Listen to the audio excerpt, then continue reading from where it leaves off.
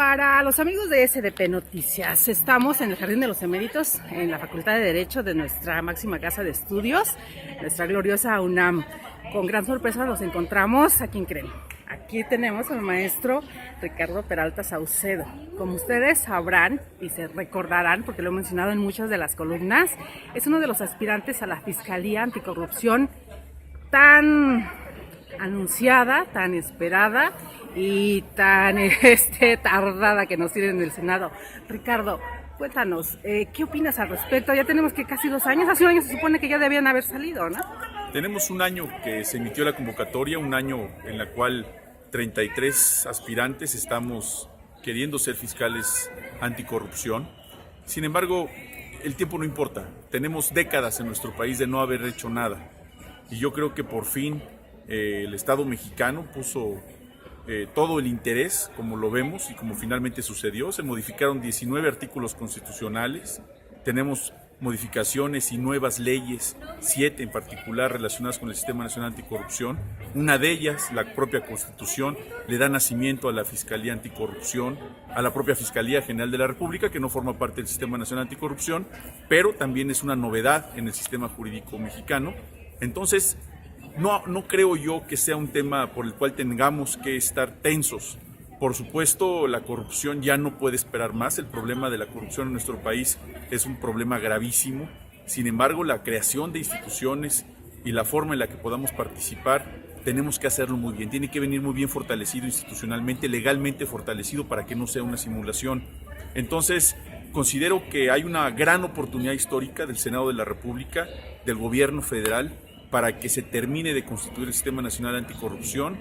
Estamos a mes y medio, un poquito menos, de que concluya este periodo, que es el penúltimo de esta legislatura, porque el siguiente periodo, pues estaremos ya en la euforia electoral y esperemos que antes de que acabe este periodo se tomen en consideración, pues no solamente los comentarios de la sociedad civil, sino los antecedentes que traemos por ser uno de los países donde más se percibe la corrupción, y se haga un nombramiento no solamente del fiscal anticorrupción, también tenemos pendiente el fiscal que va a perseguir los delitos electorales, y eventualmente que venga la discusión no solamente del artículo 102 constitucional, sino de la ley orgánica de la Fiscalía General de la República, y eventualmente que se nombre ese fiscal tan esperado y que tanta polémica ha creado en nuestro país.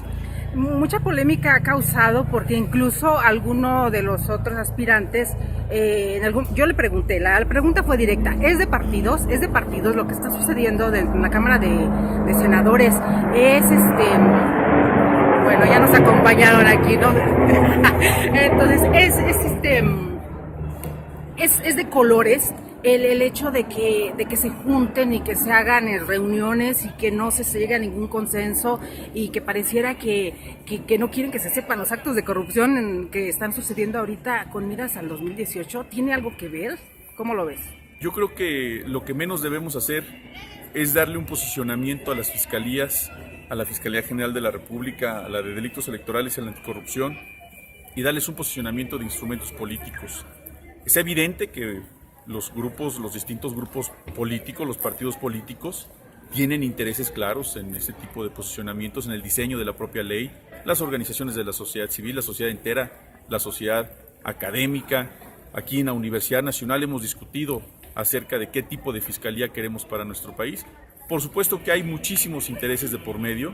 Sin embargo, yo creo que lo más importante en toda esta gran discusión legislativa tiene que ver con qué estamos pidiendo los mexicanos.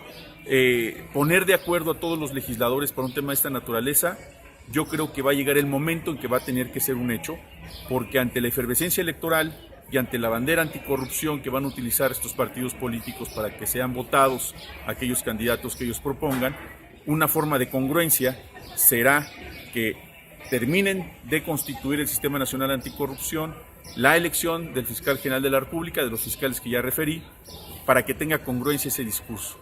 Es decir, queremos que la palabra anticorrupción sea utilizada por personas que tengan la credibilidad de utilizarla y que no se siga devaluando, porque la repetición de esta palabra en manos de personas que no tienen la valía moral para poderla utilizar pueden hacer que toda la lucha que sí estamos ejerciendo desde la academia, los que tenemos experiencia en la procuración de justicia, los que tenemos experiencia en la persecución de delincuentes, se pueda devaluar.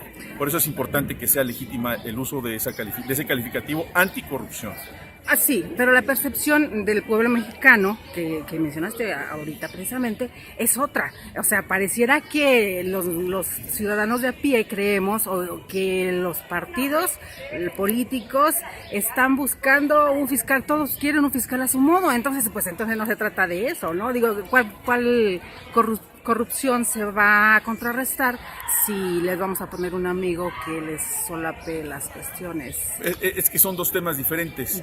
La parte de la estructura legislativa, que esa se tiene que seguir fortaleciendo.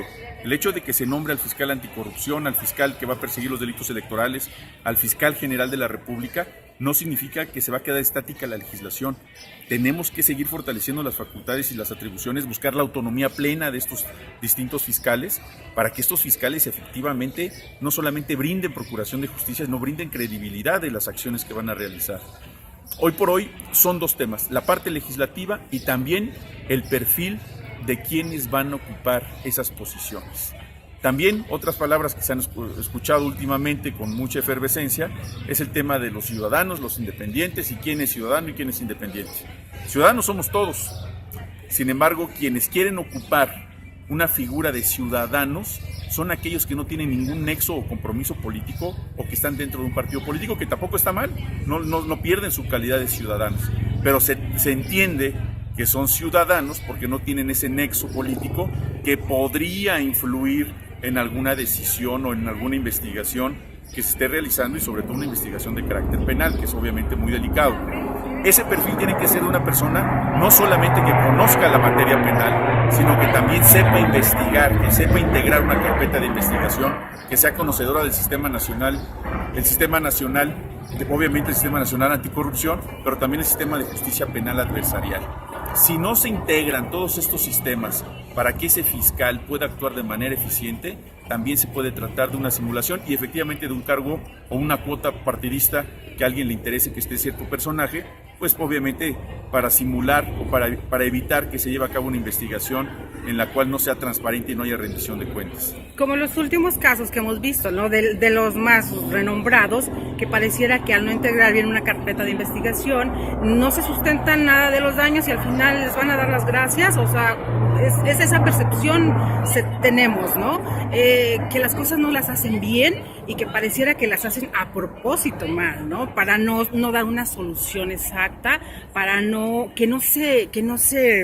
que no se paguen los daños, que no se resarzan los daños al país, a los pueblos, a los estados. Y por otro lado, de repente, hace poco vi a Ricardo Sánchez, el vocero de Presidencia, en una entrevista en la mañana con Carlos Loret, donde le preguntan a ese respecto. Y yo lo veo comentar como muy despreocupado que no hay ningún problema, que con un representante en el procurador y que con un despacho, o sea, todo está excelente. Obviamente el vocero está diciendo lo que el presidente manda decir. Eso pues me pareció muy grave a escasos meses de que termine el periodo de Enrique Peña Nieto y como se menciona en medios internacionales, cuando es uno de los sexenios donde la corrupción se ha disparado a niveles insospechados. Entonces es muy grave sentir eso, palparlo como ciudadano y quedarnos como con la impotencia, ¿no? ¿Qué pasa? Hace un año habían dicho, ya va a salir el fiscal en diciembre, ya nos corrió un año más y seguimos igual. Yo considero que la forma en la que hoy estamos percibiendo el nuevo sistema de justicia penal ha confundido a la ciudadanía. Estábamos acostumbrados al sistema tradicional donde la premisa número uno es encarcelar a quienes están siendo investigados por un delito. Ni siquiera estamos hablando de alguien sancionado, sino investigados por un delito. Y hoy tenemos que cambiar precisamente esa percepción. El nuevo sistema de justicia penal, una de las prioridades que enarbola es la presunción de inocencia. Es decir, no necesariamente por la investigación de un delito una persona tiene que ir a prisión. Tenemos que investigar, llegar a conocer la verdad histórica de cualquier hecho, en este caso un hecho de corrupción, y si esa persona ha reunido ciertos elementos que la propia ley señala como que ha cometido un delito de corrupción, y si esa propia conducta merece una prisión preventiva, se tendrá que convencer al juez de que gire una orden de aprehensión en contra de esa persona. ¿Qué me refiero con esto? Tiene que haber más capacitación para ministerios públicos, para peritos, para policías, para los propios jueces, también, por supuesto, para los abogados litigantes, para que se acostumbren a esta nueva forma de ver la justicia penal en México. Pero esto, perdón que te interrumpa, pero esto que me dices, nosotros los mexicanos, te vuelvo a repetir, lo vemos como bien en teoría y muy padre y se aplica a quienes tienen las posibilidades, el dinero y son políticos y demás. Pero acordémonos que en México, en vez de presumir inocencia, no, eres culpable hasta que demuestres tu inocencia, ¿no? Entonces pareciera que ocurren las situaciones al revés, con el grueso de la población, y es donde nos pega y nos pesa, y es donde vemos las cárceles llenas de personas que ni siquiera sus procesos han comenzado o terminado o se ha dado, digo, tenemos casos como las indígenas de Querétaro, yo soy de Querétaro, pues, y que al final dicen, usted disculpe, las metimos a la cárcel, pero no era como nos habían dicho que era. Es que tenemos que tener algo muy claro. El cambio cultural que necesitamos hacer en nuestro país tiene que ver con qué está ocurriendo para que se produzcan esos niveles de corrupción. Tiene que ver con un tema de desigualdad social. En nuestro país sigue habiendo millones de pobres, con pobreza extrema, más de 50 millones con pobreza extrema. Un alto índice criminal, un alto índice de violencia, millones de desaparecidos en todo el mundo, miles en México. Miles. Rutas. Acaban de abrir personas, otra vez fosas. Así es, ¿no? tenemos identificadas bandas de delincuentes con tratas de personas, corrupción de menores, etcétera. Los niveles de criminalidad en nuestro país han sido exponenciales en estos últimos años. Desafortunadamente así estamos y esa es nuestra realidad, y lo que tenemos que hacer es cambiar la cultura y cambiar de fondo lo que está ocurriendo en nuestro país con acciones, por ejemplo, abatiendo la desigualdad, dando más oportunidades a los jóvenes para que estudien, la capacitación, tener otras vías de financiamiento público para los partidos políticos, para las propias instituciones públicas. Por ejemplo, una de mis propuestas para la Fiscalía Anticorrupción es que sea una fiscalía autosustentable y autosostenible, teniendo esa cantidad de bienes que les han sido aseguradas a las personas que cometen delitos, en este caso hechos de corrupción. No es posible que estén ociosos o que estemos esperando la subasta que realice el SAE y que además ese dinero regrese al fisco. Ese dinero debería ser ocupado precisamente para ser destinado a lo que más necesita nuestro país, que es educación, cultura, deporte, salud pública, garantizarle la entrada a la universidad, a una universidad tan bonita como es la Universidad Nacional, a más jóvenes, tener planteles como la Ciudad Universitaria en todo el país, y lo podemos lograr con todo lo que se gasta el mexicano en corrupción. Son 37 mil millones de pesos anuales lo que se calcula se gasta en corrupción. Si abatimos esos gastos que no son necesarios o no deberían de ser necesarios para un servicio público, por supuesto que se pueden cambiar los futuros, las vidas de muchísimos jóvenes, de muchísimos niños. Pero si no empezamos ahora a cambiar esa cultura y, por supuesto, evidenciar los casos que nos estás mencionando, si hay personas que han sido privadas de su libertad de manera injusta o que tienen juicios injustos, también es momento de que México despierte y nos demos cuenta de que ya no vamos a esperar más tiempo a quien gobierne en el futuro, no vamos a esperar más tiempo para que ellos decidan cambiar al país, lo tenemos que cambiar nosotros. Para cerrar, porque no te queremos quitar mucho tiempo, sabemos que eres muy ocupado, pero mira, acabas de mencionar a la UNAM. Las personas que me leen en SDP Noticias saben que la mayoría, yo soy como niña de 3 años, todo el tiempo estoy preguntando por qué esto, ¿no? En espera de alguna respuesta. Hace poco tiempo, la pregunta es incómoda, tal vez si gustas contestármela y si no entenderé, con mucho gusto. Me hicieron llegar información de aquí de la UNAM sobre la situación de las becas de deporte, sobre que les hacen firmar 12 meses y solamente les entregan lo de 9 meses. Muy, muy grave la situación, ¿no? Pero las pruebas ahí están y algo como eso, pues también es corrupción. Y estamos hablando de los jóvenes, de la gente que va hacia adelante, que aparte de estudiar, se esfuerza el doble o el triple para lograr una beca deportiva y aparte representar a nuestro país. Y lo que te dije hace rato, nuestra máxima casa de estudios.